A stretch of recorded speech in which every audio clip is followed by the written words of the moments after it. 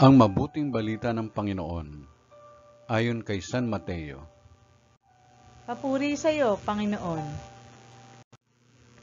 Noong panahong iyon, sinabi ni Jesus sa kanyang mga alagad ang talinhagang ito. Ang paghahari ng Diyos ay maitutulad dito.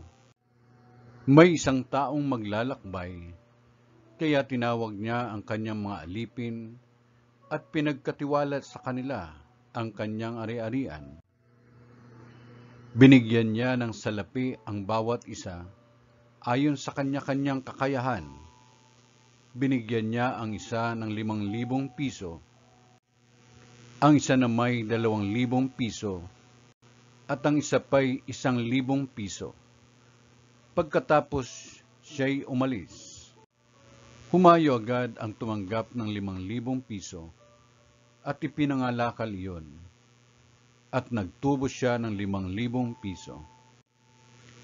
Gayon din naman, ang tumanggap ng 2,000 piso ay nagtubo ng 2,000 piso.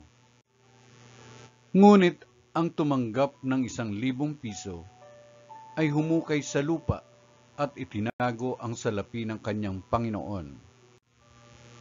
Pagkaraan ng mahabang panahon, bumalik ang Panginoon ng mga aliping iyon at pinapagsulit sila.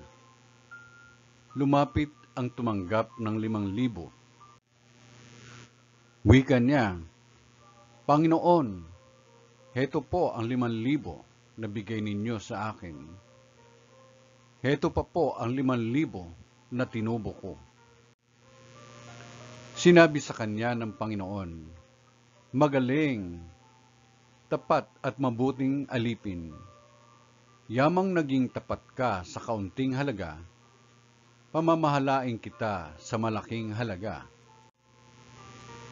Makihati ka sa aking kagalakan.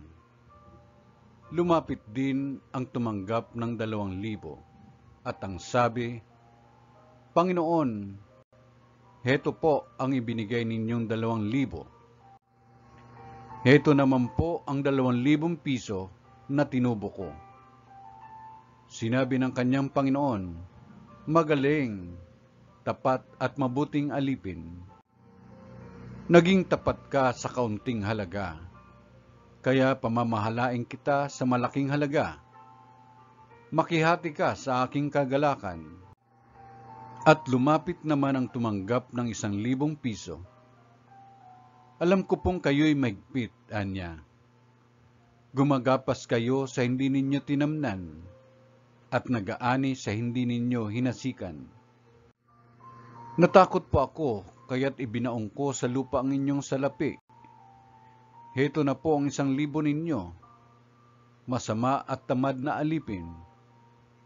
Tugon ng kanyang Panginoon.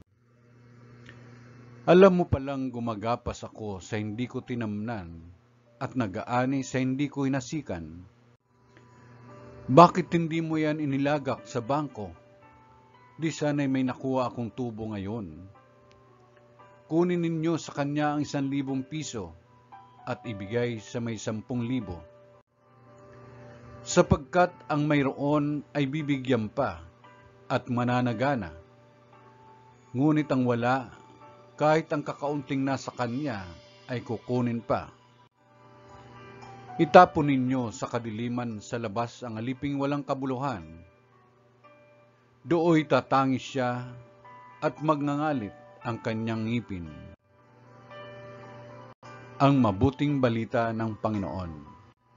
Pinupuri ka namin, Panginoong Jesucristo.